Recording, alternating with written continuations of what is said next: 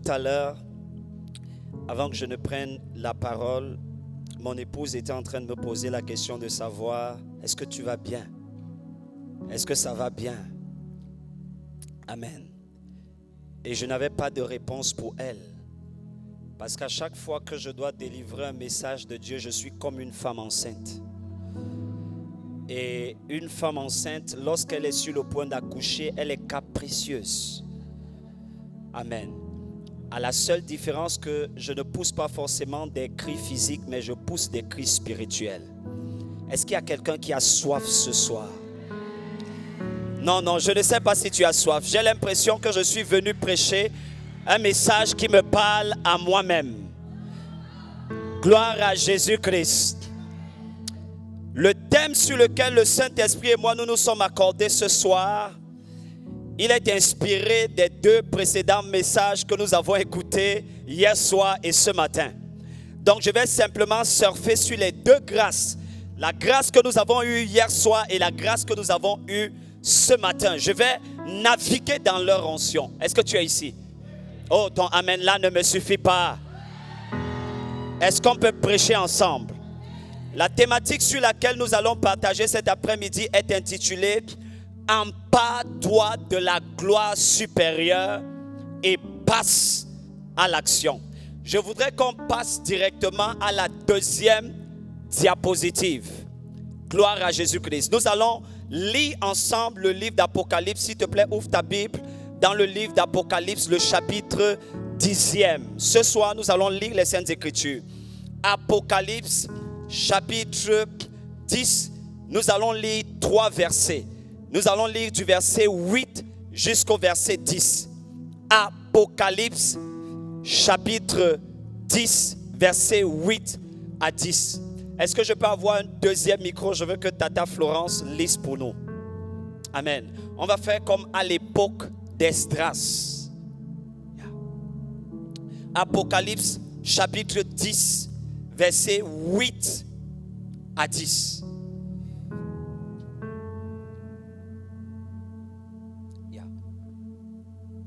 Apocalypse chapitre 10, versets 8 à 10. Et la voix que j'avais entendue venir du ciel me parla de nouveau en ces termes. Merci de rester avec moi. Et la voix que j'avais entendue du ciel me parla de nouveau et elle me dit, oui. Va, prends le petit livre ouvert dans la main de l'ange. Elle me dit, va et prends le petit livre. Pas le livre qui est fermé, mais elle dit, prends le petit livre qui est ouvert. Et ce livre-là se trouve dans la main de l'ange. Oui, avance un peu. Qui se tient debout sur la mer Qui se et tient sur la debout terre. sur la mer et sur la terre. Qu'est-ce que Dieu a dit à l'apôtre Jean? Dieu lui dit clairement, va. Quelqu'un dit avec moi, va. Souligne ça dans ta Bible. Quelqu'un dit encore, va. Va, Quelqu'un dit plus fort, va. va. Donc il y a un déplacement. Il y a une migration. Il y a un changement de position. Il lui dit, va. Prends le petit livre ouvert dans la main de l'ange qui se tient debout sur la mer et sur la terre. Oui, continue Tata. J'allai donc vers l'ange et lui demandai de me donner le petit livre. S'il vous plaît, qui a vu le problème dans ce verset? Il dit, j'allais donc vers l'ange et je lui demandais de me donner le petit livre.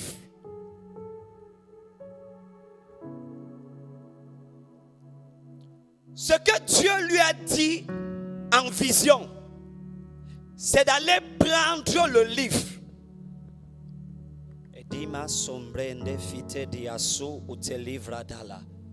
Mais ce que lui il a compris, c'est qu'il devait aller demander le livre. Lève tes deux mains et dis, Saint-Esprit de Dieu, je reçois l'esprit de compréhension. J'accepte de comprendre la mission, la vision, la destinée que tu as attachée à ma vie. Au nom puissant de Jésus. Amen.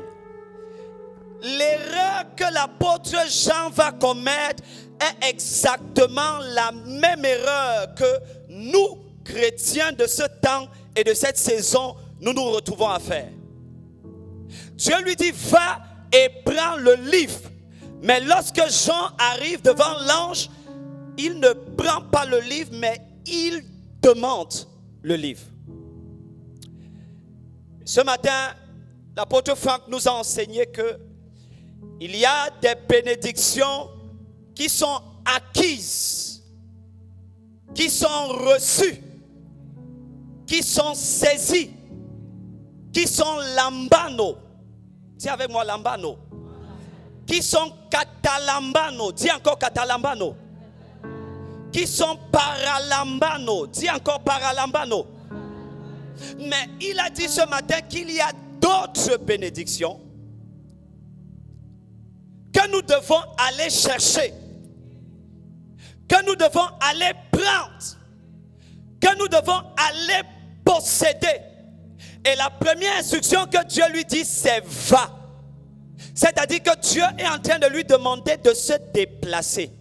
Il y a des choses de Dieu que tu serais susceptible de ne jamais voir jusqu'à ce que tu acceptes de quitter de ta position actuelle pour une autre position. Oh, quelqu'un n'a pas dit amen bien. Quelqu'un n'a pas dit amen fort. Et le thème ou la thématique qui nous a été donnée est celle de empare-toi de ton héritage. Empare-toi de ton. Empare-toi de ton. Empare-toi de ton héritage. Lorsqu'un parent sérieux a acquis durant sa vie suffisamment de richesses, lorsqu'il doit passer de vie à trépas, il va prendre soin de recenser de façon intentionnelle chacune des richesses qu'il a acquises. Et il va les mettre dans un livre ou dans un livret qui s'appelle le testament. Ah, ils ne sont pas encore avec moi. Donc quand Dieu parle à l'apôtre Jean, il lui dit va vers l'ange. Et dans la main de l'ange, j'ai laissé un testament. Ah, est-ce qu'ils sont ici? Et il lui dit ne va pas demander le testament. Ne va pas demander le testament parce que ce testament porte ton nom. Il y a des choses que lorsqu'elles t'appartiennent, tu ne les demandes pas.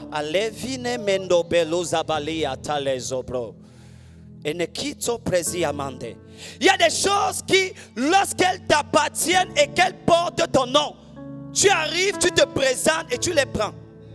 Aïe, aïe, aïe, aïe, aïe, aïe, aïe, aïe, aïe. Aïe, aïe, aïe, aïe. Il n'y a pas d'argumentation à faire. Parce que la chose porte ton nom. Et sur ce testament, il y a ton nom qui est gravé dessus. Dans l'ancienne alliance, le peuple d'Israël, des fois à cause de leurs fautes et de leurs erreurs, devait supplier, devait commander, devait demander. Parce que en ce moment-là, l'héritier premier fils n'était pas encore venu.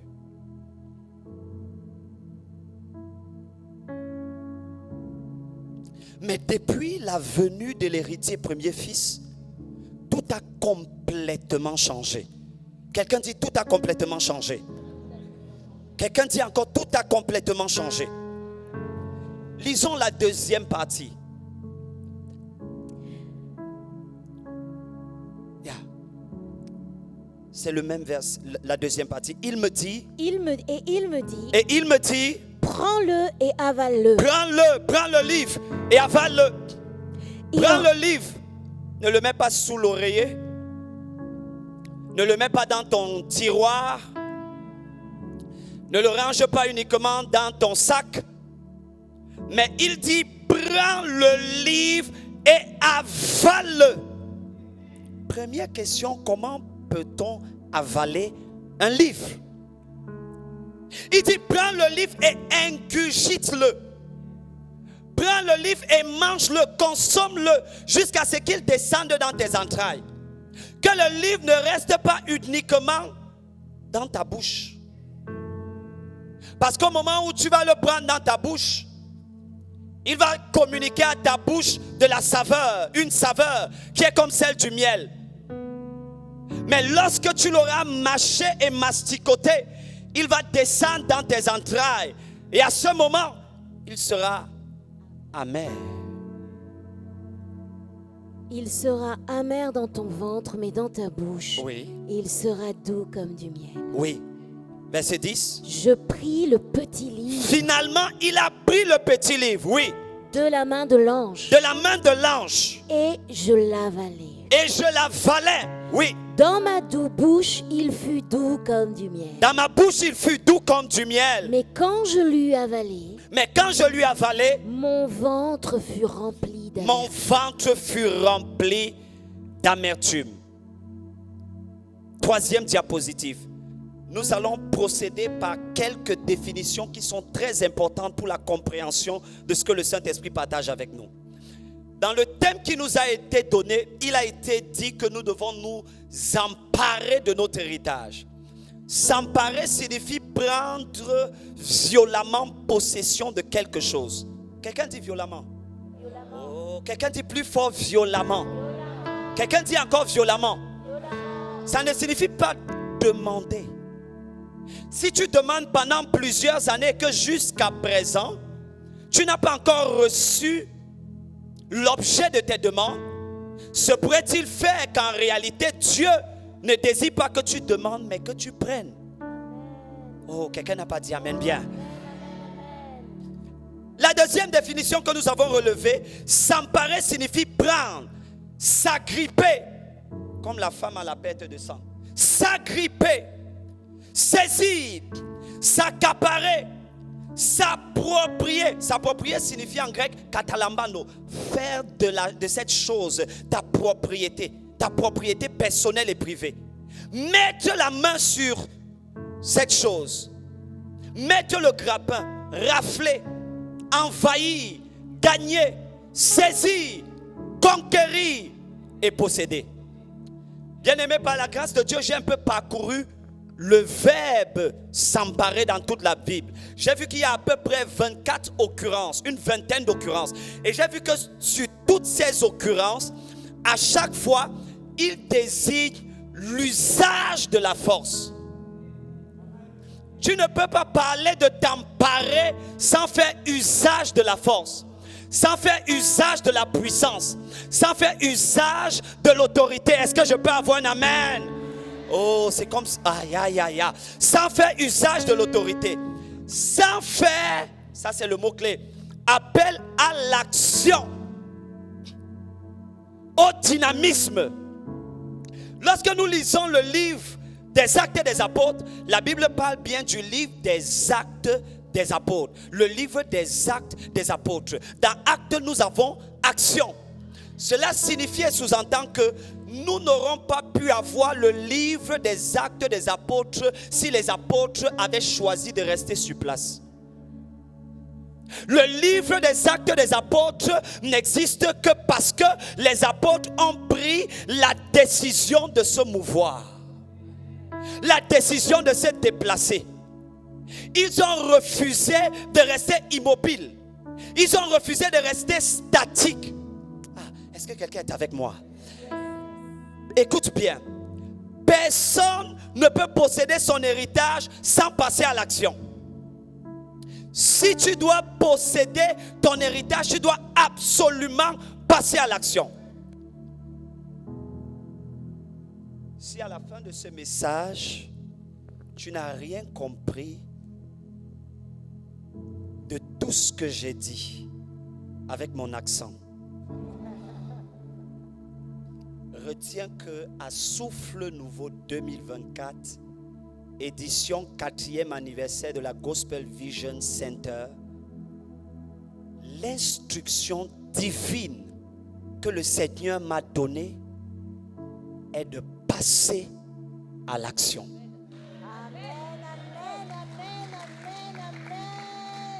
Lorsque tu viens à une conférence comme celle-ci, il n'est pas question d'écouter seulement les beaux messages, l'exégèse, l'herméneutique ou l'homilétique biblique.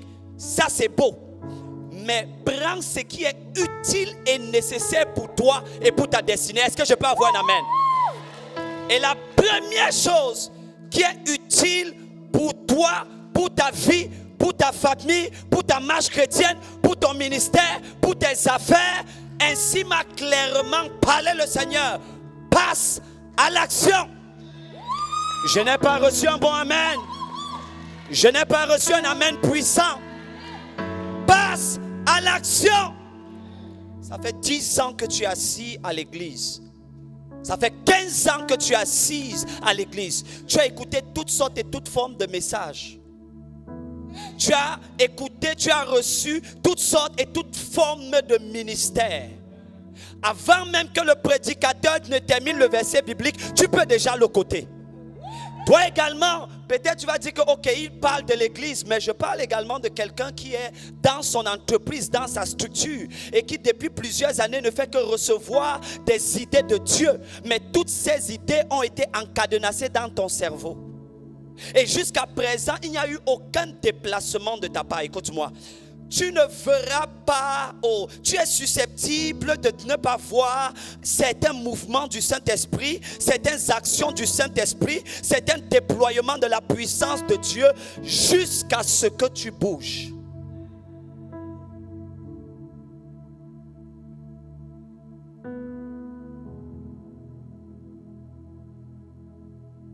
Lorsque nous lisons Matthieu chapitre 28, le verset 19, l'instruction que Jésus donne à ses disciples, il dit allez. Quelqu'un dit avec moi je pars. Oh non, non, tu ne l'as pas dit avec conviction. Quelqu'un dit je pars. Quelqu'un dit je me déplace et je pars. Il y a une destinée qui est attachée à ta vie. Tout ne s'arrête pas avec la nouvelle naissance.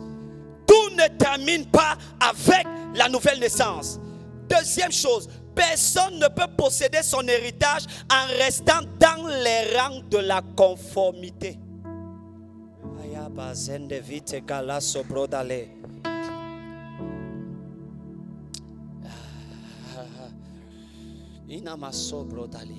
y a des miracles que pour les saisir. Bien-aimé, tu ne peux pas rester dans ta conformité, dans ton conformisme habituel. J'ai envie de dire, dans ta religiosité, dans les habitudes quotidiennes. Tu ne peux pas rester dans ces habitudes, dans cette façon de faire, dans ce cadre, cette circonscription, ce biotope que toi-même tu t'es tracé. Tu ne peux pas rester confortable dans cette position et espérer voir un déploiement extraordinaire de la grâce de Dieu.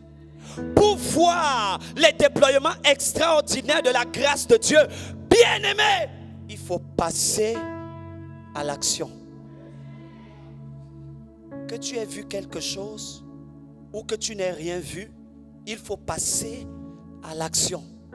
Que tu ressentes l'onction de Dieu sur toi ou que tu ne ressentes pas l'onction de Dieu sur toi, il faut passer à l'action. Parce que les choses spirituelles, ça ne se voit pas avec les yeux physiques.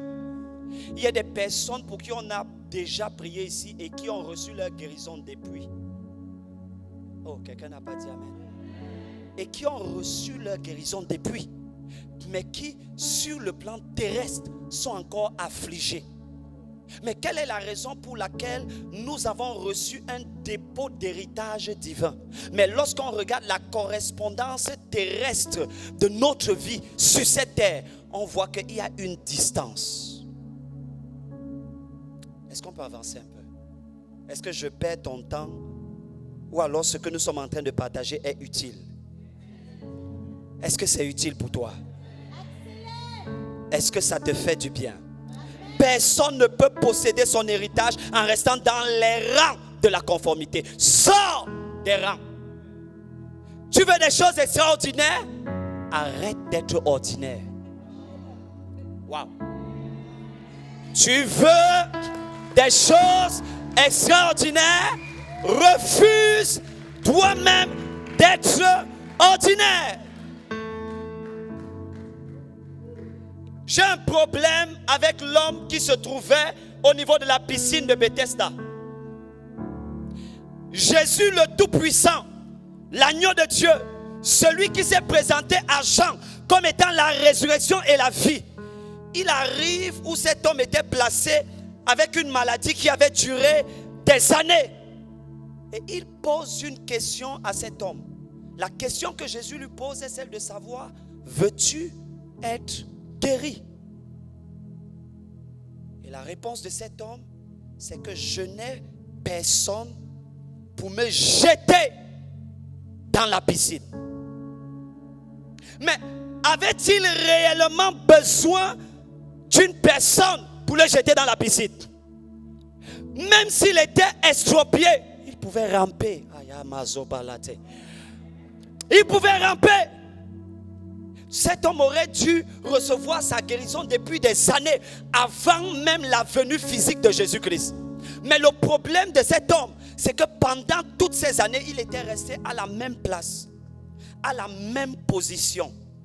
Des gens venaient, prenaient leur guérison et repartaient, mais il était à la même place.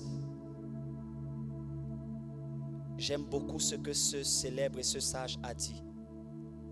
Il a dit: dans la vie, si tu constates que tu ne peux pas voler, essaye de courir. Si tu constates que tu ne peux pas courir, essaye de marcher.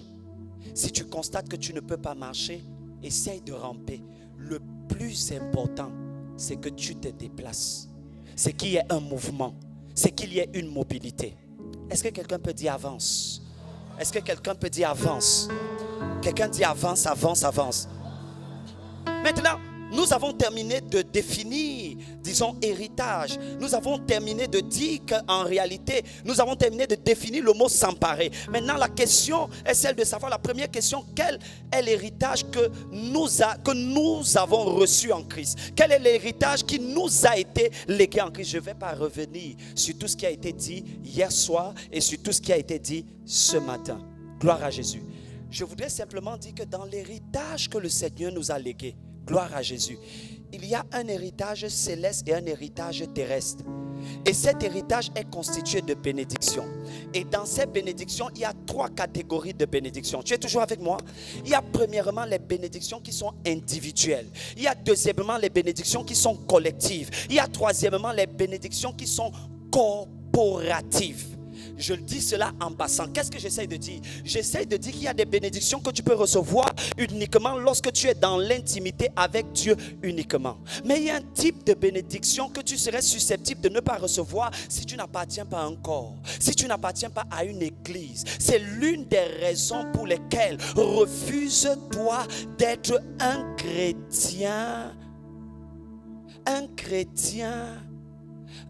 Refuse-toi totalement, je dis totalement d'être un chrétien indépendant. Un chrétien qui ne dépend d'aucune communauté. Un chrétien sur qui personne ne veille. Un chrétien qui n'a pas de pasteur. Un chrétien qui peut se déplacer sans rendre des comptes à quiconque. Bien-aimé, tant que tu vis comme ça, tu es en danger. Tant que tu vis comme ça, il y a des choses de Dieu que tu ne verras jamais. Il y a des bénédictions qui sont collectives. Il y a des bénédictions qui sont corporatives, que nous ne pouvons recevoir que lorsque nous nous retrouvons comme ça, en tant que corps, dans l'assemblée des saints, où les uns et les autres prient pour les uns et pour les autres. Écoute-moi, ce que je dis est tellement vrai et tellement pertinent que même l'apôtre Paul, qui avait des visions jusqu'à être transporté au 3e ciel, il a demandé que les chrétiens de l'église prient pour lui.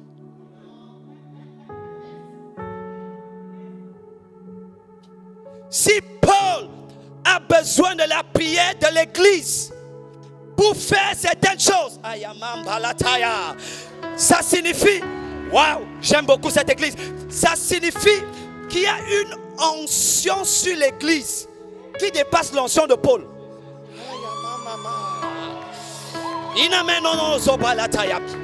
La Bible dit qu'on a attrapé Pierre et il était en prison.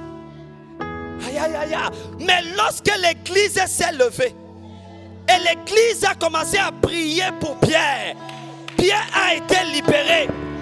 Bien-aimé, quiconque n'a pas d'église, bien-aimé, tu fonctionnes comme quelqu'un qui est paralysé.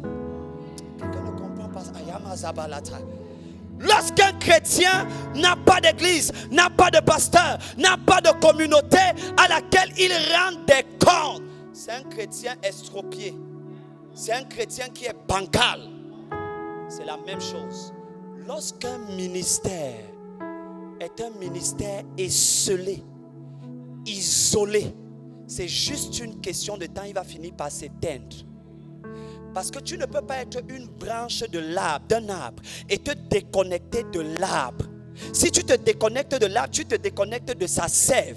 Ça signifie qu'il suffit un peu de temps pour que le reste de sève que tu avais à l'intérieur de toi, qu'elle finisse par sécher et toi-même tu finis par sécher. Quelqu'un dit au nom de Jésus-Christ, je suis connecté à l'église. Nous sommes en train de parler de la dimension apostolique du dernier réveil. Le pasteur, l'apôtre Franck Alexandre a dit le dernier réveil, c'est pas le réveil uniquement des individualités. On a eu ce mouvement de l'esprit, mais le réveil que nous attendons, celui après lequel nous soupirons et nous aspirons, celui que nous voulons voir et toucher de façon tangible et palpable. Il a dit c'est le réveil des gens. Le réveil des gens de la maison de Dieu. Le réveil d'une église et des bien-aimés qui se lèvent et qui disent à Satan, tu ne progresses plus en France. Et gene vite zabale, inamante que la branda zekatelia. Des gens qui vont se lever et regarder le diable dans les yeux et de lui dire que tu ne progresses pas ici. Tu sais, il y a des choses que tu ne peux pas, que tu as peur d'affronter seul. Mais il y a des choses dont tu ne peux jamais avoir peur lorsque tu es avec toi tes frères et tes sœurs. Lorsque tu as avec toi tes frères et tes sœurs. Et je veux prier pour quelqu'un cet après-midi. Que le Seigneur te reconnecte à son assemblée. Que le Seigneur te reconnecte à son église. Si c'est à toi que je parle, donne-moi un amen comme le tonnerre. Oh, je n'ai pas reçu un amen qui est consistant. Qui est consistant. Quelqu'un dit, je reçois la sève.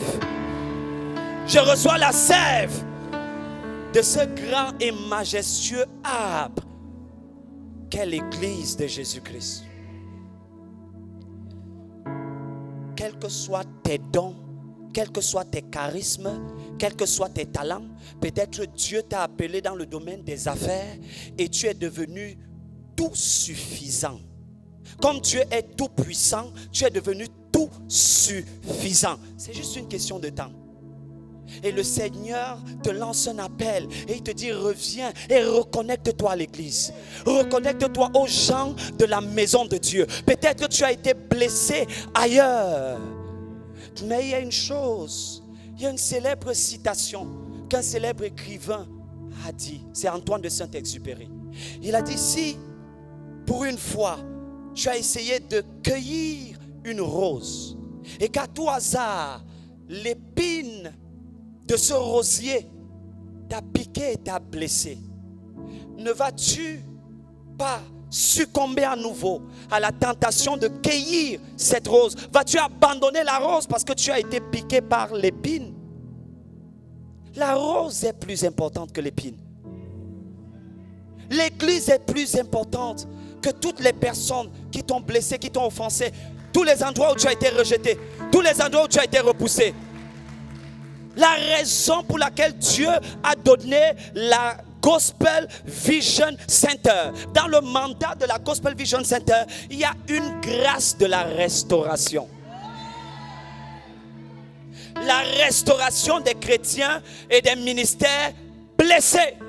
Dieu a donné à ce ministère une onction pour restaurer ceux-là qui ont été blessés, ceux-là qui ont été rejetés, ceux-là qui ont été éconduits, ceux-là qui ont été repoussés, afin de leur donner un souffle nouveau. Oh, quelqu'un n'a pas dit amen. Je dis afin de leur donner un souffle nouveau. Il y a quelqu'un sous le son de ma voix. Le Seigneur m'a dit, après cette conférence, tu vas recevoir un miracle qui s'appelle souffle nouveau.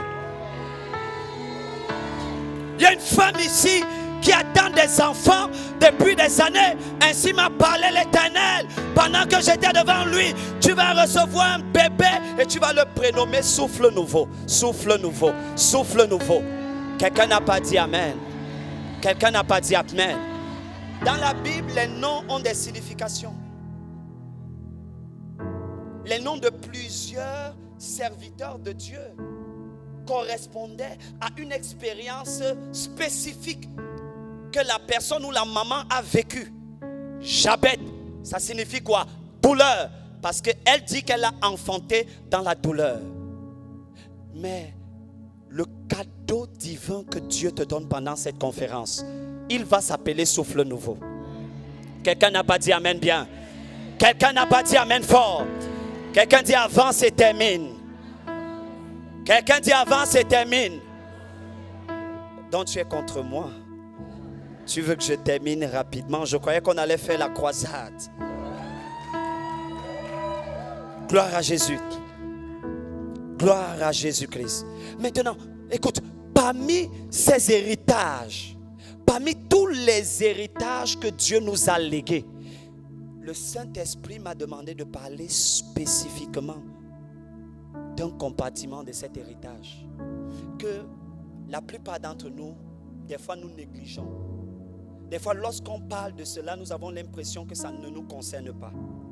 Quelqu'un dit quel est cet héritage? S'il te plaît, ouvre un peu ta Bible et allons ensemble dans le livre de Romains chapitre 3 verset 23. Est-ce que je peux avoir quelqu'un pour lire? Romains 3 verset 23. Romains 3 verset 23. Yeah. Car il n'y a pas de distinction. Romains 3 verset 23.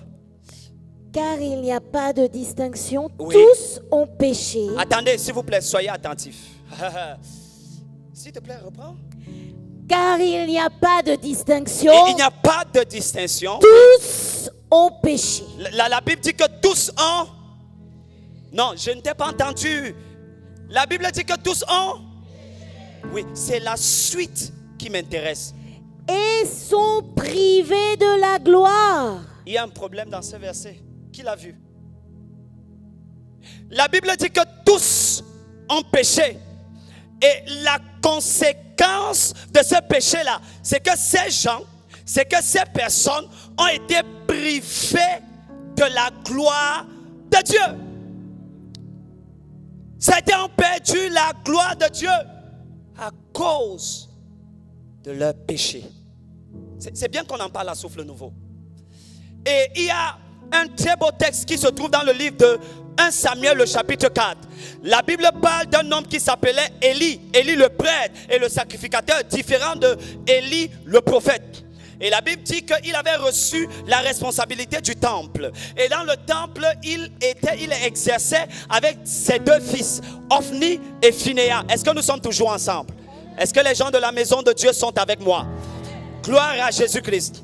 Et il se passe que à une saison particulière, Israël se retrouve en guerre contre les Philistins. Quelqu'un dit avance un peu. Oh, quelqu'un dit accélère encore. Israël est en guerre contre les Philistins. Pendant qu'Israël est en guerre contre les Philistins, ils ont la conviction et la certitude qu'ils vont gagner la bataille. Ils vont pour combattre. Pour la première fois, 3000 soldats sont morts. Israël perd la première partie de la bataille. Ils commencent à se poser des questions. Et ils disent que non, maintenant ils vont s'apprêter. Ils vont se préparer pour la nouvelle bataille. Et ils sont allés prendre l'arche. Quelqu'un dit l'arche. Quelqu'un dit l'arche. Pourquoi? Parce que dans l'Ancien Testament, l'arche était le symbole de la gloire de Dieu. Est-ce qu'ils savent là où je vais? L'arche était le symbole de la gloire de Dieu. Donc ils ont pris l'arche et ils ont placé l'arche. Et lorsque les Philistins ont appris que Israël avait placé l'arche devant eux, et au milieu d'eux, les Philistins ont commencé à trembler. Les Philistins ont commencé à trembloter. Parce que les Philistins se rappelaient de la bataille que Israël avait gagnée contre les Égyptiens en utilisant l'arche. Quelqu'un dit avance, avance, avance, avance. Oh, est-ce qu'ils sont ici? Donc Israël place l'arche. Et ils sont sûrs et certains que à cause de la présence de l'arche, ils vont gagner la bataille. À la seule différence que lorsqu'ils iront en guerre, ils vont perdre la bataille de façon ostentatoire, de façon ahurissante. 34 000 hommes vont mourir, 30 000 hommes vont mourir. Israël perd dans la bataille. Mais en plus d'avoir perdu la bataille, on vole à Israël l'arche. Est-ce qu'on peut entrer dans les mystères? On vole à Israël l'arche. Les Philistins s'emparent de l'arche et ils fuient avec l'arche. Ils rentrent dans leur pays avec l'arche. Et pendant que cela se passe à Mazebroth-Oliaba, n'oublie pas que l'arche est le symbole de la gloire de Dieu. Donc, on a volé à Israël ce qui était le symbole de leur gloire. Mais la question c'est, pourquoi est-ce que Israël a perdu la bataille alors que l'arche était présente? Tu ne sais pas où je t'amène? Attends. Tu ne sais pas où le Saint-Esprit te conduit? Attends. Pourquoi l'arche, qui est le symbole de la gloire de Dieu, de la présence de Dieu, de la puissance de Dieu, de l'excellence de Dieu, l'arche est le symbole de Dieu lui-même au milieu d'Israël. Donc Dieu, par l'arche, était présent au milieu des Israélites, mais les Israélites ont perdu la bataille. Souligne premièrement ça, ils ont perdu le combat. Et il y a des personnes sur le son de ma voix, tu te poses la question de savoir, mais quelle est la raison pour laquelle je suis à l'église, mais je perds mes batailles. À chaque fois, je suis affligé. À chaque fois, je suis opprimé. Lorsque je regarde à ma vie, je vois que sur plusieurs fronts, je n'ai pas de victoire. Mais pourtant, je suis à l'église. Mais pourtant, je suis dans la maison de Dieu. Écoute-moi. On peut être dans la maison de Dieu, en présence de l'arche et de la gloire de Dieu. Mais si on ne fait pas ce que Dieu attend de nous, on peut se retrouver en train de perdre les batailles. Et je veux te montrer que la question c'est pourquoi est-ce qu'ils ont perdu la bataille? Je te montre pourquoi ils ont perdu la bataille. N'oublie pas qu'au départ, je t'ai dit que Élie le prêtre, il était le sacrificateur du temple. Et dans le temple, il gouvernait, il administrait, il gérait le temple avec ses deux fils, Ophni et Phinehas. Et que dit la Bible au sujet de ces deux? La Bible dit que les deux vivaient dans l'immoralité. Ils vivaient dans le péché, à telle enseigne qu'ils amenaient des femmes et couchaient avec ces femmes devant la porte du temple. Écoute-moi. Arrête de détruire ta destinée avec le péché. Papa René Bonke a dit que le diable est un méchant diable. Et pendant que je méditais sur ces saintes écritures, le Saint-Esprit m'a dit que le péché est un danger dangereux. Tu ne peux pas être dans la maison de Dieu. Et you are just joking, you are just joking, you are just joking, you are just joking. C'est ce que Ophni et Phinehas faisaient. Ils pensaient que parce que leur père était sacrificateur, ils avaient le droit et l'autorisation de faire tout à l'église. Dieu ne s'amuse pas avec son temple. Et le Seigneur me permet de conseiller maintenant les gens qui travaillent dans la maison de Dieu. Lorsque vous travaillez dans la maison de Dieu, laissez que vos services soient saints, authentiques comme celui du prophète Samuel. Que vous ne soyez pas dans la maison de Dieu et vous vous retrouvez en train de concourir à ce que les brebis du Seigneur soient repoussées, soient éconduits hors de la maison de Dieu. On ne veut pas cela ici. Quelqu'un n'a pas dit amen bien? Quelqu'un n'a pas dit amen fort? Ophni et Phinehas vivaient délibérément dans le péché. Lorsqu'on apportait des offrandes pour Dieu, ils prenaient les meilleurs morceaux. L'arche était là. Qu'est-ce qui a donc paralysé l'arche? Le péché a réussi à paralyser l'arche au milieu de Dieu. Si le péché a pu rendre l'arche de Dieu inefficace au milieu d'Israël, à plus forte raison dans ta vie. Et ce qui s'est passé au temps d'Israël, c'est ce que l'apôtre Paul vient répéter ici. Il dit tous ont péché. Et parce qu'ils ont péché, ils sont privés de la gloire de Dieu. Où est passée ta gloire? Où est passée ta gloire? Ne me hais pas. Des fois, c'est comme ça que le ministère prophétique est. Où est passée ta gloire? Où est passée ta gloire? Qu'est-ce qui a diminué ta gloire? Le Seigneur m'a dit, le péché paralyse les dons. Le péché paralyse les talents. Le péché diminue, amenuise la gloire de Dieu sur les enfants de Dieu. Le péché est capable de faire que la gloire de Dieu est avec toi, mais on a l'impression que Dieu est absent dans ta vie. Pourquoi est-ce que la vie et les résultats de Daniel sont différents de nos résultats aujourd'hui en tant que chrétiens? Qu'est-ce qui est venu soutirer ta gloire? Quelle est cette chose qui est venue soutirer ton excellence? Tout enfant de Dieu doit être quelqu'un d'excellent, d'excellent, d'excellent, d'excellent, d'excellent, d'excellent, d'excellent. On ne peut pas parler d'héritage sans parler d'excellence, parce que la Bible dit Daniel était investi d'un esprit supérieur, et c'était cet esprit supérieur qui lui permettait de dominer là où il y avait les francs-maçons, de regarder les Rosicruciens droit dans les yeux. Tu sais, l'une des choses que le péché fait, le péché te rend peureux. C'est pas normal qu'un enfant de Dieu ait peur des démons.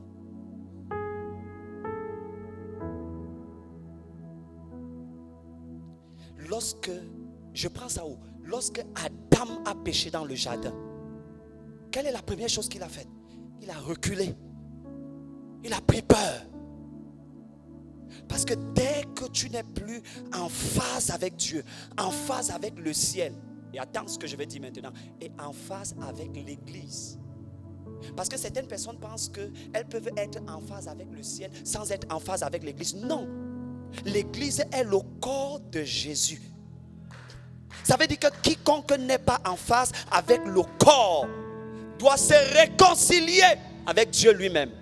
Parce que le corps qui est l'église est l'expression de la divinité de Dieu sur la terre actuellement. Donc si tu blesses le corps, tu blesses Jésus.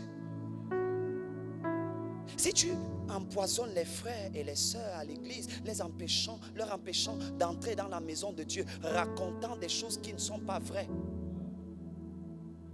tu dois te repentir. La gloire leur a été enlevée. La gloire leur a été ôtée. À tel enseigne que lorsqu'on allait dire à la belle fille, lorsqu'on a annoncé la nouvelle au prêtre Élie, il est mort. Déjà il était aveugle. Ensuite on a annoncé la nouvelle à sa belle fille. Sa belle fille était enceinte. Écoute attentivement. Elle était enceinte. Et pendant qu'elle était enceinte, dès qu'elle a suivi la nouvelle, elle a enfanté immédiatement d'un garçon, d'un enfant de sexe masculin.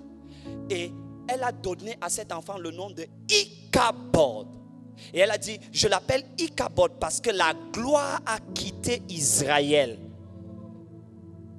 Refuse d'être un chrétien Ichabod. Assis à l'église mais sans gloire. Je veux te poser une question. Non pas moi mais le Saint-Esprit. Lorsque tu fais une introspection personnelle, est-ce qu'il y a la gloire dans ta vie? La gloire a tellement disparu des fois que nous nous retrouvons déjà en train d'envier la gloire du monde. Nous nous retrouvons en train d'envier la gloire du monde. Nous nous retrouvons en train d'envier la gloire des païens. Parce que des fois, lorsque certains jeunes sont avec nous à l'église et qu'elles regardent par exemple, ou qu'ils regardent des jeunes qui sont dans le monde, et ils voient que des fois ceux qui sont dans le monde donnent l'impression de briller, de rayonner plus que ceux qui sont dans la maison de Dieu. Qu'est-ce qui a volé ta gloire? gloire à Jésus. Quelqu'un dit gloire à Jésus. Et quelqu'un va dire, mais tu parles de la gloire. Même si j'ai cette gloire-là, quels sont ses bénéfices? Attends un peu. La Bible dit dans Exode 24, verset 16, que à chaque fois que Moïse se présentait devant l'Éternel, lorsqu'il ressortait de sa communion avec Dieu, la gloire de Dieu était visible et tangible sur son visage. Où est passée ta gloire? Si je touche une chose ici, peut-être les sœurs vont m'agresser. Je ne vais pas toucher les make-up. Est-ce que les jeunes sœurs sont là? Non, je ne vais pas toucher les make-up.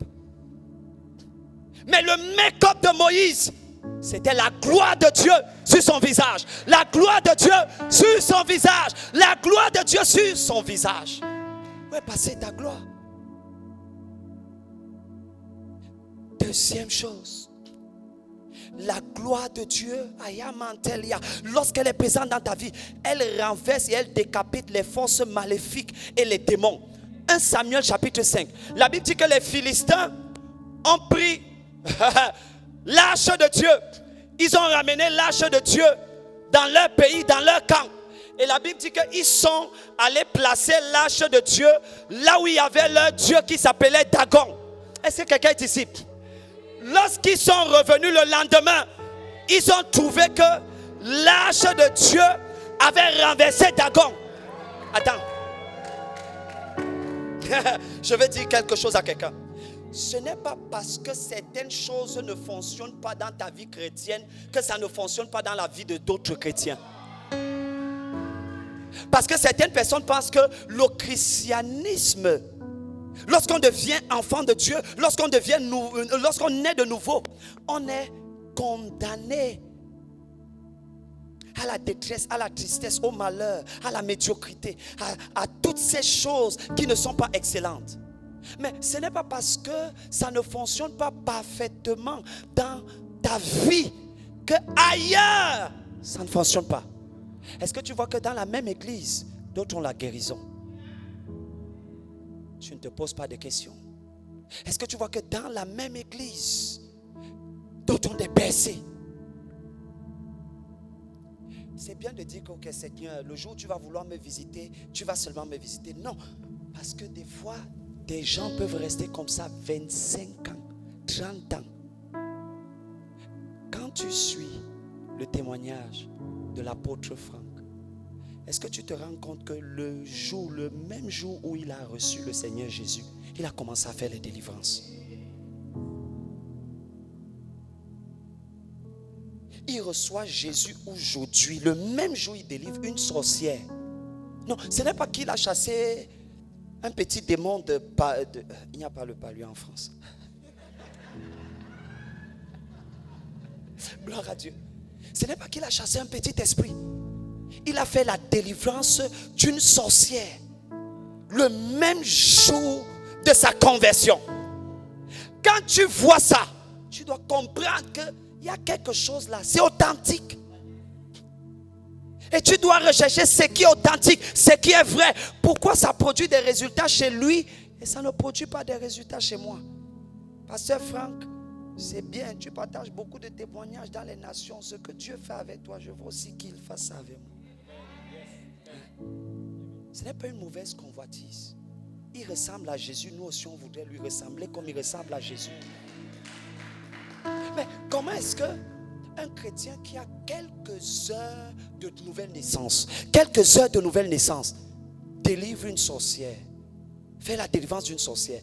Un chrétien qui a 15 ans assis à l'église, tu as encore peur des démons, des mauvais esprits, des araignées à la maison, des cancrelats qui passent et qui se baladent. De la porte ou de la fenêtre qui des fois s'ouvre seule. Tu as encore peur de ces choses-là. Et si tu es donc comme nous, que tu es comme ça dans la maison de ton père et une chèvre vient, ça toque à votre porte. Tu te lèves une nuit et tu trouves que une sœur dans la même maison que toi, a pris toutes les encyclopédies de ton papa, plus de 10 encyclopédies, et elle est en train de les tourner sur ses doigts. Est-ce que tu as déjà vu une encyclopédie physique? C'est d'une épaisseur extraordinaire. Ça veut dire qu'il est même impossible de tenir peut-être 3 ou 4 sur sa main. Ça veut dire que les manifestations occultes, diaboliques, sataniques, tout ce genre de choses, on a grandi dans ça.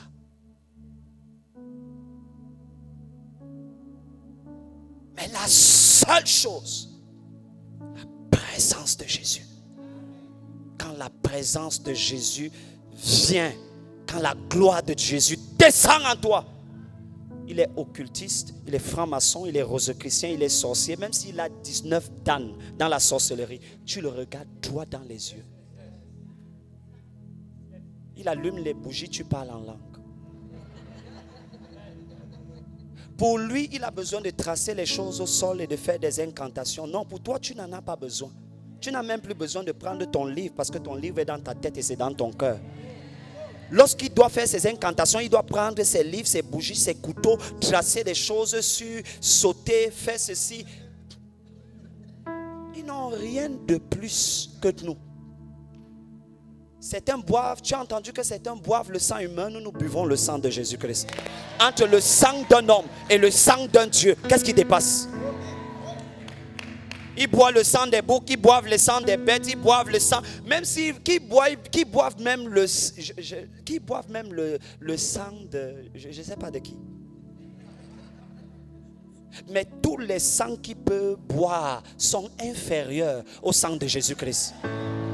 Ça veut dire que lorsque nous nous retrouvons dans la communion des saints de Dieu, des gens de la maison de Dieu, des gens qui ont reçu l'Esprit du Très-Haut, des gens qui opèrent avec l'Esprit du Tout-Puissant. La Bible dit que Paul est arrivé quelque part. Il a commencé à manifester des signes, des prodiges et des miracles. On a cru que c'était un Dieu. On a commencé à l'appeler Jupiter. On appelle Paul Jupiter. Et moi qui ai lu les épîtres de Paul, personne ne me connaît même dans mon quartier comme ayant converti au moins une seule âme. Dans ton compte divin, il y a combien d'âmes que tu as amenées à Jésus? Quelqu'un dit: Seigneur, restaure ma gloire. Restaure ma gloire. Restaure ma gloire. J'ai presque terminé. Il me reste combien de temps? Pardon, sur l'écran. Seigneur, restaure ma gloire. Regarde.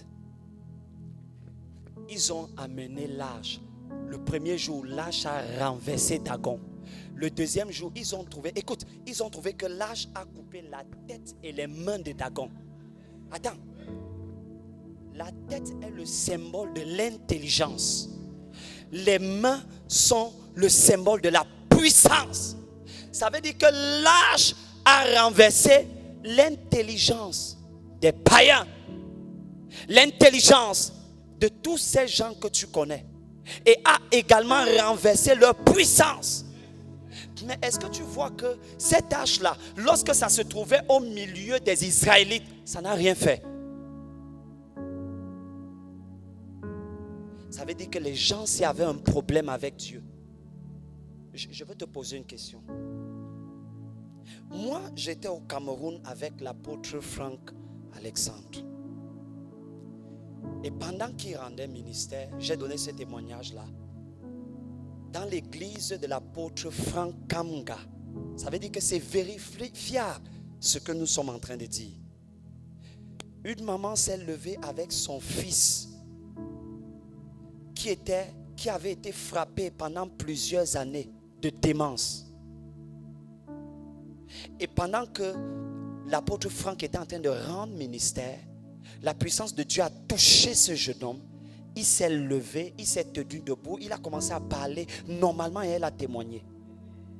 Comment est-ce que tu peux être sous une telle onction, sous un tel ministère et rien ne se passe dans ta vie? Est-ce que tu as des problèmes avec Dieu? Est-ce que tu vis une vie de duplicité? Israël vivait une vie de duplicité. Ils avaient l'âge, mais ils n'avaient pas ce qui soutient l'âge. Oh, ils avaient la gloire, mais ils n'avaient pas ce qui active la gloire. Est-ce que tu sais que nous avons reçu le même Saint-Esprit, mais nous n'avons pas les mêmes résultats? Il y a donc quelque chose, bien qu'ayant reçu le même Saint-Esprit, il y a donc quelque chose en nous qui est capable d'activer. Activer n'est pas le bon terme. D'encourager. De le catalyser. C'est même lui qui est le catalyseur. Mais il y a quelque chose qui est capable en nous de lui donner la permission de faire des choses extraordinaires. Cette chose-là, pourquoi est-ce qu'elle n'est pas en toi?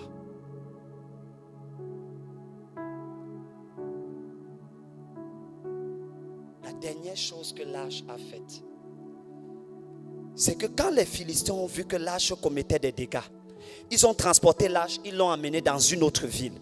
Les gens de cette ville-là, ils n'ont pas pu dormir. L'âge de Dieu a fait des dégâts. Ils ont porté une fois de plus l'âge. Ils sont allés le mettre à un autre. Ils voulaient le mettre dans une troisième ville. Les gens de cette ville ont dit non. On ne veut pas de cette chose ici. Quelqu'un dit la gloire.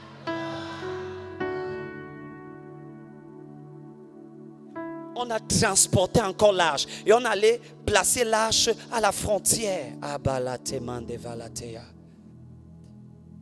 Et les gens de la maison d'Éléazar sont venus prendre l'arche. L'un de ses fils est resté avec l'arche pendant 20 ans. L'arche n'a rien fait. Ça veut dire que l'arche n'a produit aucun résultat et l'arche n'a tué personne. Je sais pourquoi je souligne ça. Ça veut dire qu'il y a des personnes, la gloire de Dieu est déposée dans leur vie. Il n'y a aucune chose négative. Il n'y a également aucune chose extraordinaire. La gloire de Dieu est en eux, mais ils vivent une vie ordinaire, une vie moyenne, une vie qu'on peut voir chez tout le monde. Il n'y a rien qui fait la différence. Comment vous pouvez vous imaginer que pendant que les églises ont fermé pendant le Covid, c'est là où quelqu'un vient ouvrir l'église au milieu du Covid? Attends, si nous étions dans certains pays africains, tu allais dire oui.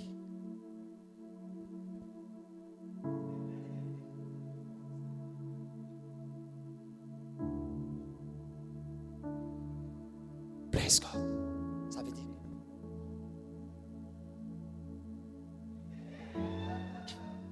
Mais nous sommes en France, en Europe. Et tu implantes une église dans des circonstances improbables et inimaginables. Et en 4 ans, l'église se multiplie au point où elle compte déjà des centaines et des centaines et des centaines et des centaines et des milliers de personnes. Quelqu'un dit extraordinaire. Ça, ce sont les effets tangibles et palpables de la gloire de Dieu. Quand tu vois ça, tu sais que le papa-ci, il n'est pas ordinaire. Ok? Just joke and play with him. Ça, c'est de mon expérience personnelle. Je ne m'amuse pas lorsque je vois le mouvement d'une onction quelque part. Il y a des couleurs qui sont sur le manteau que Dieu a déposé sur lui. Un item. Ça veut dire que lorsqu'il vient rendre ministère, il prêche ou il écrit des livres, je ne viens pas juste m'asseoir pour dire Alléluia, Amen, Alléluia, Amen. Élisée est là et il regarde Élie et il regarde le manteau. Il y a d'autres fils de prophètes, mais Élisée est différent. Quelqu'un dit je suis un fils différent.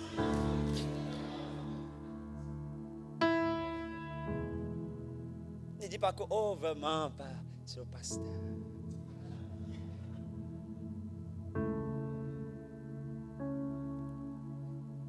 je voudrais aussi voir dans l'œuvre de Dieu au travers de mon ministère les œuvres que le Seigneur accomplit.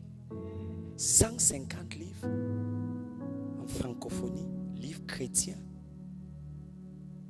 Je m'assieds souvent comme ça et je me demande, il fait comment? Il est là à l'église, il s'occupe de telles choses, il gère la partie administrative et tout. Il fait ça. Comment? Tu ne peux pas t'imaginer le nombre de fois que je me suis posé de cette question. Jusqu'à ce que tu vois qu'il y a un transfert divin qui a eu lieu. Il y a un dépôt céleste extraordinaire qui est là chaque jour, chaque dimanche avec toi. Qu'est-ce que tu en fais? Est-ce que je peux terminer? Qu'est-ce que tu en fais? Et finalement, on a pris l'âge.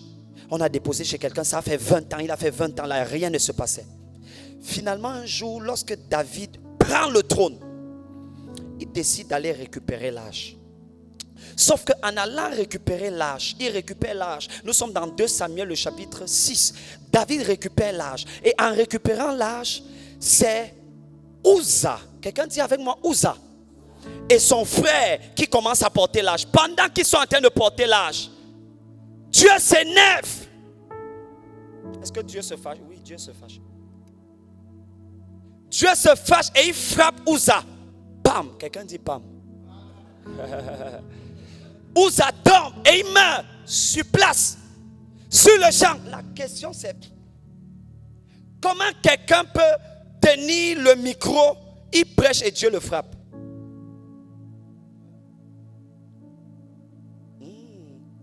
Comment quelqu'un peut tenir le micro, elle est en train de chanter,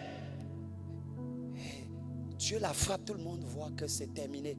Uza a été frappé et tout le monde, la Bible écrit que Dieu l'a frappé. Donc c'est Dieu. La Bible dit que Dieu s'est mis en colère et Dieu l'a frappé. Ma question c'est, Dieu, dis-moi, pourquoi est-ce que tu frappes Uza?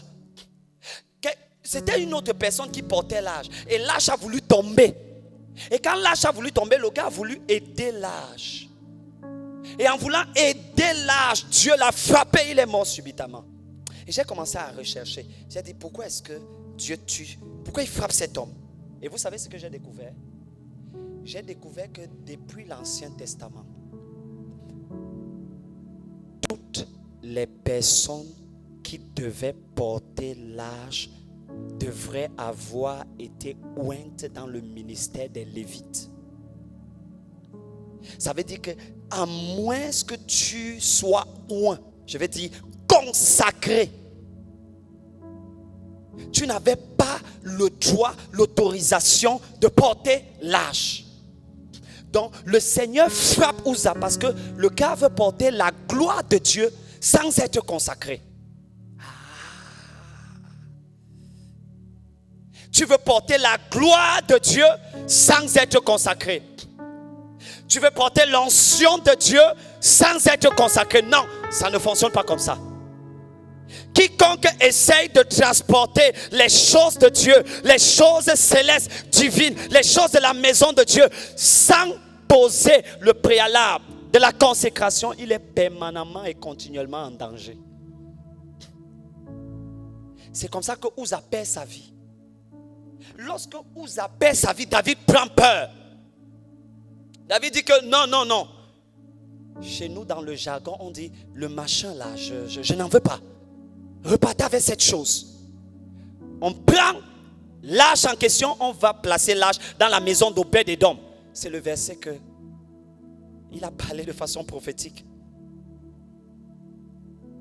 Et quand on place l'âge dans la maison d'Obed, l'âge a fait 3 mois. Ça a enrichi le monsieur. 3 mois, il est devenu multimilliardaire.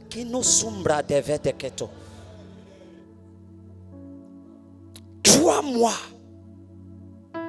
Milliardaire en euros. Donc la gloire de Dieu dans l'Ancien Testament rend quelqu'un milliardaire en 3 mois. Et nous qui sommes dans la nouvelle alliance, il y a quelque chose qui doit partir de ma vie. Je ne sais pas pour toi, mais il y a quelque chose La gloire, l'arche de Dieu, c'est dans l'Ancien Testament. Ce n'est pas dans la Nouvelle Alliance. Et ils sont dans l'ombre. La Bible dit que l'Ancien Testament, c'est l'ombre des choses à venir. Donc ce qu'ils ont vécu est inférieur à ce que nous sommes censés vivre, mon Dieu.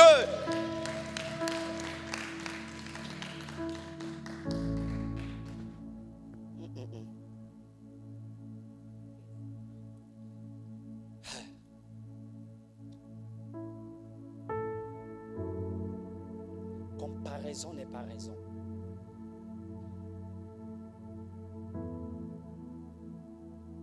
Je me suis rendu 2 fois au Nigeria pour 2 missions spécifiques. Lorsque j'ai vu ce que l'église là-bas était en train d'accomplir, j'ai commencé à dire, Seigneur, tu es injuste. Il y a quelque chose que tu dois nous expliquer, nous les francophones.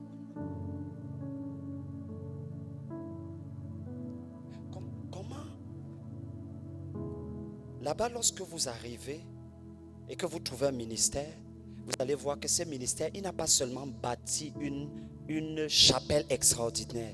Il y a l'université à côté. Il y a les centres de formation à côté. Il y a des écoles à côté. Ils emploient des gens.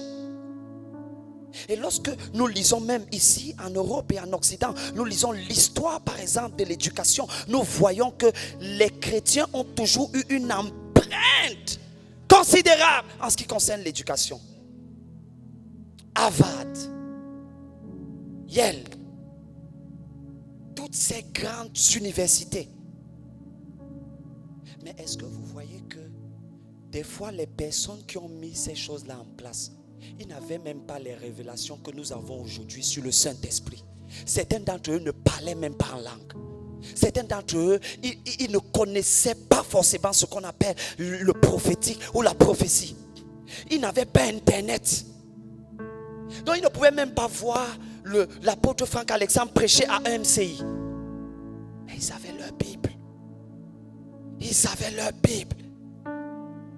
Qu'est-ce qu'ils ont donné à Dieu pour accomplir toutes ces choses-là? Dieu n'est pas américain.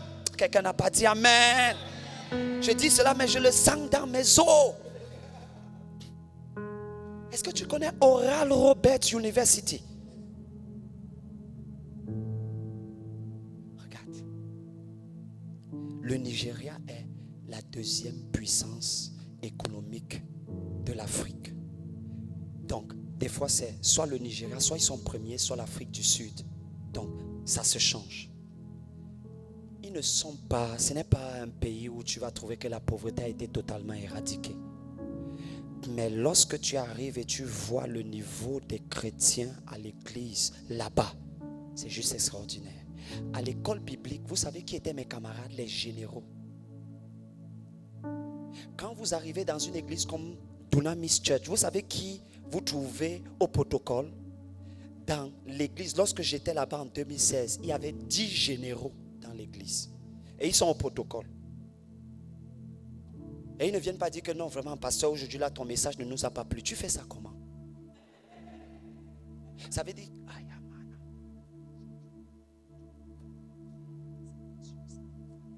ça allait voir l'église. Parce qu'ils ne sont pas seulement restés sur les bancs de l'église juste à prier en langue sur place.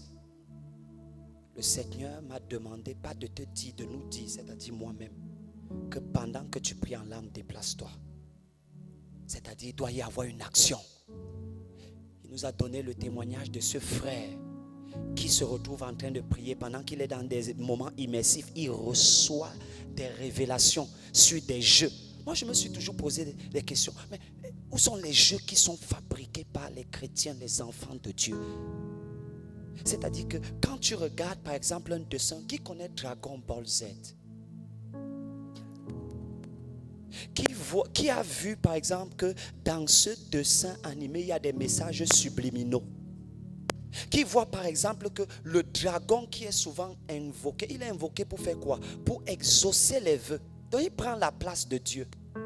Et c'est un dragon. Et quand nous lisons le livre d'Apocalypse, Nous voyons que le dragon, ce n'est pas Dieu. Hein? Mais où sont donc les enfants de Dieu qui vont dire, après souffle nouveau, je sors un jeu où les enfants dans le monde entier vont jouer. Et pendant qu'ils seront en train de jouer, ça va les cultiver sur le plan intellectuel, mais également sur le plan spirituel. Ils vont avancer, ils vont progresser. 3 mois, il est devenu multimilliardaire avec l'arche de l'Ancien Testament. Quelqu'un dit, oh Dieu, ta gloire, dis restaure ta gloire dans ma vie. On a terminé, je donne ces points. Et je suis sûr que ta question c'est comment m'emparer à nouveau de cette gloire. Est-ce que c'est ta question? Est-ce que c'est ta question? Est-ce que c'est ta question? Est-ce que avant je peux te faire lire un verset? Allons ensemble dans Jean chapitre 1, le verset 29. J'espère que tu n'as pas oublié que dans Romains chapitre 3, le verset 23, nous avons lu que voici l'agneau de Dieu, celui qui enlève le péché du monde. Est-ce que tu es toujours avec moi? Ça, c'est dans Jean chapitre 1, le verset 29. Dans Romains chapitre 3, le verset 23, l'apôtre Paul dit que tous ont péché et sont privés de la gloire de Dieu. Donc le péché les a privés de la gloire de Dieu. Or, dans Jean chapitre 1, le verset 29, la Bible dit, Jean dit que voici l'agneau de Dieu, celui qui enlève le péché du monde. Donc, si Jésus a enlevé le péché du monde, la gloire doit aussi être restaurée. Oh, je ne veux pas de nouvelle naissance sans la gloire. Il y a plus que la nouvelle naissance, disait l'apôtre Alexandre ce matin. Il y a plus. C'est le péché qui nous a enlevé la gloire. Si donc la Bible va même plus loin. Jean dit qu'il est l'agneau de Dieu qui enlève le péché du monde. Mais lorsque l'apôtre Paul vient dans 2 Corinthiens chapitre 5 verset 21, Paul dit qu'il s'est fait pécher. Mais pourquoi est-ce que le péché est enlevé? J'ai accès à la vie éternelle.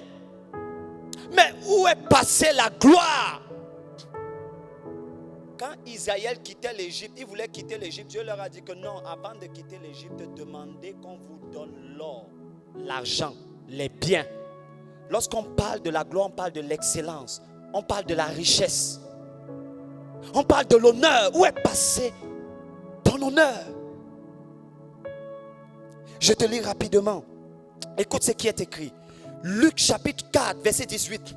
Jésus vient, il dit, l'Esprit du Seigneur est sur moi parce qu'il m'a consacré par onction pour annoncer la bonne nouvelle aux pauvres. Attends, pour annoncer la bonne nouvelle aux pauvres, pour annoncer la bonne nouvelle aux pauvres, pour annoncer la bonne nouvelle aux pauvres. L'apôtre Franck Alessandre en a parlé ce matin. Pour annoncer la bonne nouvelle aux pauvres. S'il vous plaît, si quelqu'un est malade, vous lui annoncez quelle nouvelle? La bonne nouvelle pour un malade, c'est quoi? D'accord. Est-ce que tu es sûr? Si quelqu'un est possédé, quelle est la bonne nouvelle que vous lui annoncez? Maintenant, si quelqu'un est dans la pauvreté, quelle est la bonne nouvelle que vous lui annoncez? Aïe. Et non, ce n'est pas normal qu'un enfant de Dieu soit dans le manque. Ce n'est même pas normal qu'un enfant de Dieu soit moyen. Nous sommes dans une saison où, est-ce que vous...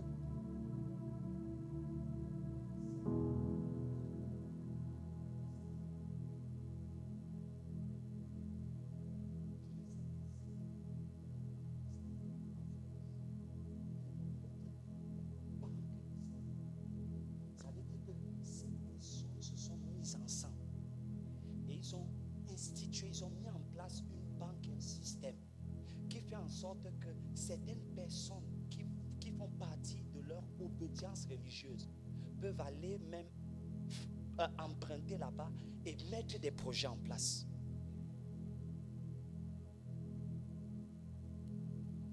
La voix de l'église est diminuée sans la gloire et la richesse.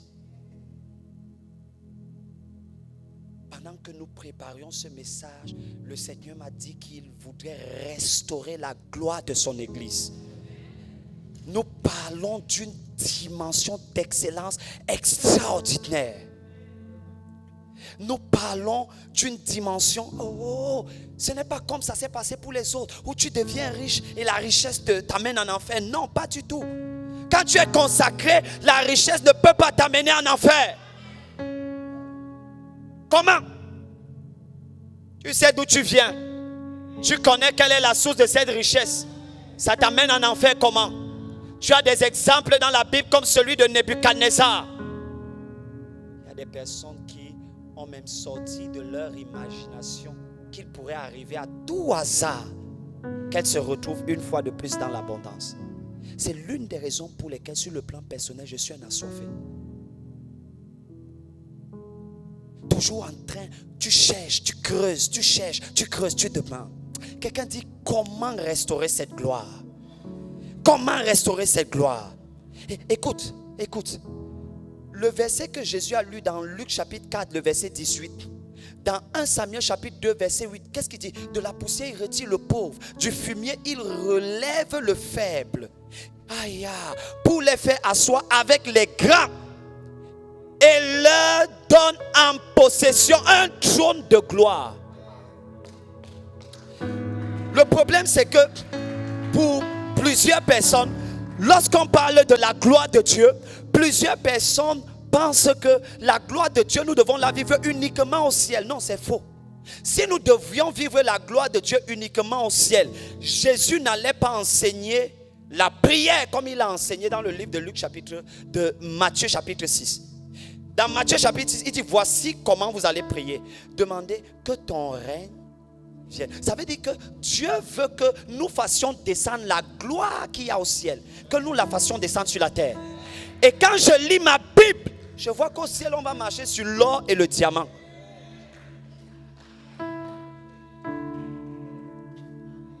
Est-ce que tu sais que dans la nouvelle création, même Lucifer ne doit pas être plus riche que nous? Non, si Lucifer est plus riche que nous, c'est un problème. Dans Ézéchiel chapitre 28, quand la Bible le décrit, est-ce que tu vois comment la Bible le décrit? Je vais donner une révélation fraîche ici. La Bible le décrit comme étant recouvert de diamants, de métaux précieux. Attends, je te montre une révélation. D'où lui venaient ces diamants, ces métaux précieux dont il est recouvert, dont il était recouvert. Pour savoir d'où cela lui venait, il faudrait simplement chercher à comprendre quelle était sa mission lorsqu'il était encore avec Dieu. N'oublie pas que la Bible l'appelle chérubin. Et quel était le rôle de ce chérubin? Il avait pour rôle d'adorer Dieu. C'est écrit dans le livre d'Ézéchiel. Attends.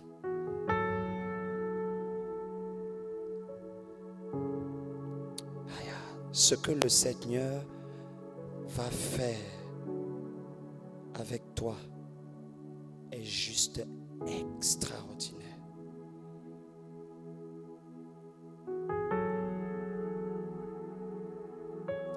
L'ange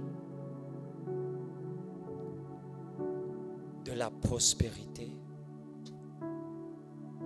est activé, relâché lorsqu'on présente l'adoration. Attends. Lucifer devient riche comment? Il avait pour rôle de se prosterner devant Dieu, donc de l'adorer. Suis-moi. Donc pendant qu'il adorait Dieu, Dieu le récompensait. Le reflet de la présence de Dieu sur Lucifer encapsulait en lui des métaux précieux qui le recouvraient. Et il a fait cela pendant tellement d'années. Seigneur, j'espère que j'ai ta permission. Il a fait cela pendant tellement d'années qu'à un moment donné, il est devenu très riche. Qu'il a pensé qu'il pouvait déjà prendre la place de Dieu. La seule différence que lorsqu'il a fait cela, Dieu l'a retiré de sa présence et il est passé de l'ange de la lumière à l'ange des ténèbres. Parce qu'il pensait que non seulement il avait la richesse, mais il avait également la lumière. Or, la lumière était Jésus. Et quand il a été poussé de la présence de Dieu, il a constaté qu'il est resté avec les richesses, mais sans la lumière. Donc les richesses qu'il a ne sont pas corruptibles, mais sont corrompues. C'est pourquoi tu ne peux pas te retrouver en train de traficoter, de faire des transactions avec le diable. Parce que ces richesses sont corrompues. Quiconque les touche et les prend est corrompu également. Où est-ce que je prends cette révélation? Dans Luc chapitre 4, la Bible dit le Saint-Esprit a transporté Jésus sur la montagne. Et pour qu'il soit tenté par le diable, lorsque Jésus se retrouve dans le désert, il est sur la montagne. Qu'est-ce que le diable vient lui dire? Écoute attentivement. Il y a un mystère dans l'adoration. Un vrai adorateur ne peut pas être dans le manque, ne peut pas être pauvre, c'est impossible. C'est impossible. Quand Lucifer vient devant Jésus, qu'est-ce qu'il dit à Jésus? Prosterne-toi devant moi. Et qu'est-ce que je vais te donner? Je vais te donner les richesses de ce monde. Le mot prosterner ici, c'est le mot grec prosterneo, c'est-à-dire humilie-toi devant moi. Adore-moi. Pourquoi il dit ça? Parce qu'il y a un principe spirituel qui veut que lorsque tu te retrouves en train d'adorer un esprit ou une entité, cette entité ou cet esprit doit te donner une contrepartie.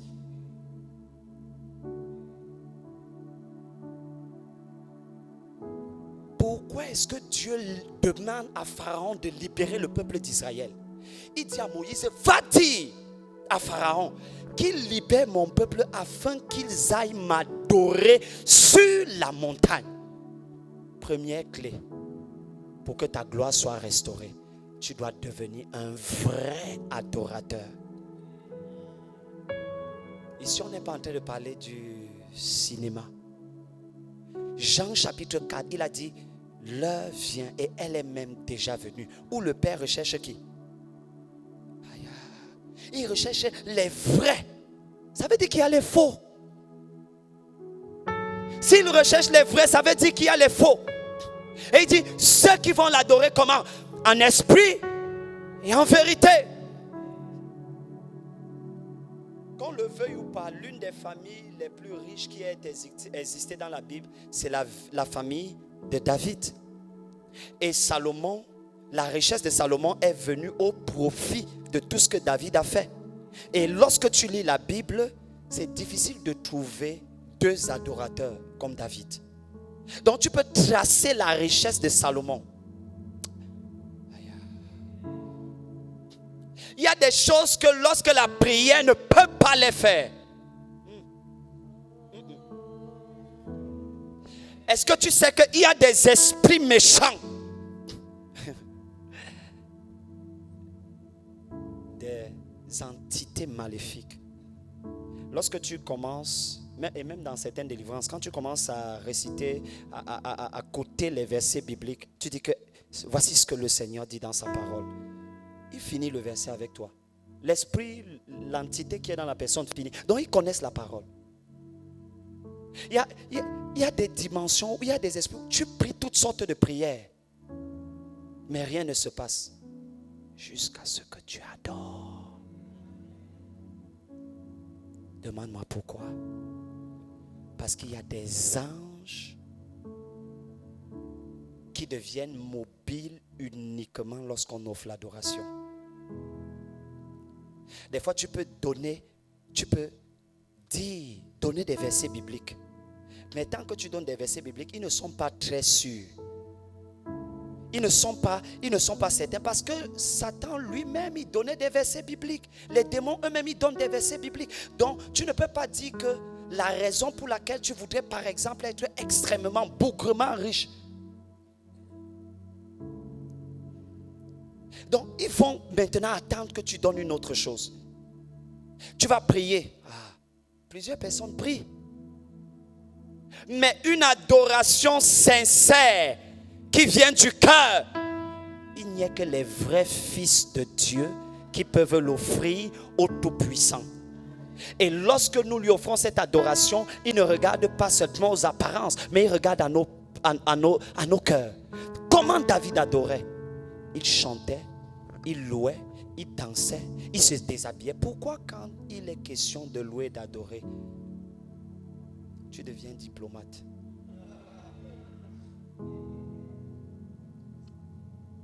La Bible dit que David a déchiré ses vêtements. Il a commencé à danser devant l'arche. Il danse devant l'arche. Il danse, il danse, il danse, il danse. Et la fille de Saül dit, mais quel est ce roi qui s'offre en spectacle devant les filles d'Israël? Et David lui dit, ce n'est pas devant les filles d'Israël que j'étais en train de m'offrir en spectacle. J'étais en train de louer et d'adorer mon Dieu. Et la Bible dit que quand elle a parlé comme ça, elle a été frappée de stérilité. Elle n'a jamais accouché. Ne tiens pas compte des personnes qui se moquent de ta louange, qui se moquent de ton adoration, qui se moquent de tout ce que tu présentes à Dieu. Tiens-toi sur tes deux pieds.